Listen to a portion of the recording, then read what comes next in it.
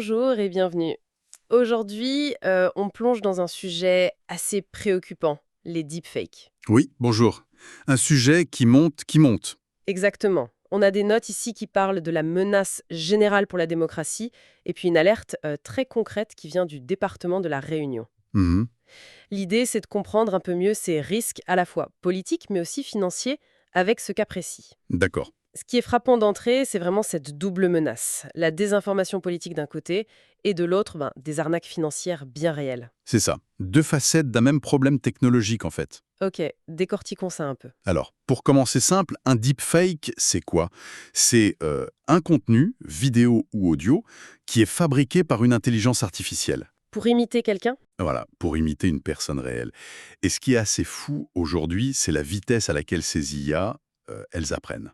Ah oui, Elles reproduisent l'apparence, bien sûr, mais aussi les petites expressions du visage, le timbre de la voix, l'intonation. C'est de plus en plus difficile de faire la différence. c'est ça qui est troublant, mais au-delà de la technique, pourquoi est-ce que ça marche si bien sur nous? C'est juste la qualité de l'imitation? La qualité joue, c'est sûr, une bonne imitation, ça aide. Mais il y a aussi notre propre cerveau. On a tendance à croire ce qu'on voit, ce qu'on entend. Surtout si ça vient de quelqu'un qu'on connaît ou d'une figure d'autorité. Tout à fait. Et c'est là que ça devient dangereux. Cette technologie, elle grignote la confiance. La confiance envers les politiques, les journalistes, les institutions. Hmm. C'est ce que disent nos notes sur la menace démocratique. Comment on peut avoir un débat public sain si on commence à douter de tout? Ça attaque vraiment les bases. Et cette perte de confiance dont vous parlez, on la voit très concrètement avec cette histoire à La Réunion, l'alerte du 18 août, là. Oui, c'est un exemple parfait. Racontez un peu, c'était quoi exactement? Alors c'était une vidéo qui tournait sur les réseaux sociaux. On y voyait le président du département, Cyril Melchior. Enfin, on croyait le voir. Une version deepfake. Exactement. Mm.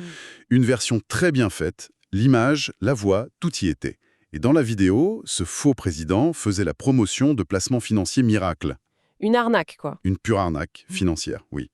Et ce cas, il est vraiment intéressant. Pourquoi? Qu'est-ce qui monte de particulier? Il montre qu'on utilise l'usurpation d'identité numérique, le deepfake, pour de la fraude directe. Le département a réagi très vite d'ailleurs. Ils ont condamné, j'imagine? Ah oui, fermement. Et ils ont rappelé un truc évident mais important. Proposer des placements financiers, ça n'a rien à voir avec les missions d'un département. Bien sûr. Ce qui est fascinant ici, c'est que la même technique peut à la fois saper les fondements démocratiques en créant le doute généralisé, Mhm. et en même temps servir à monter des arnaques très ciblées, en utilisant l'image de confiance d'un élu local pour plumer les gens. Ça touche à la fois le grand système et le portefeuille individuel. Donc, la notoriété de l'élu, la confiance qu'on lui accorde, ça devient une arme pour l'arnaqueur. C'est exactement ça.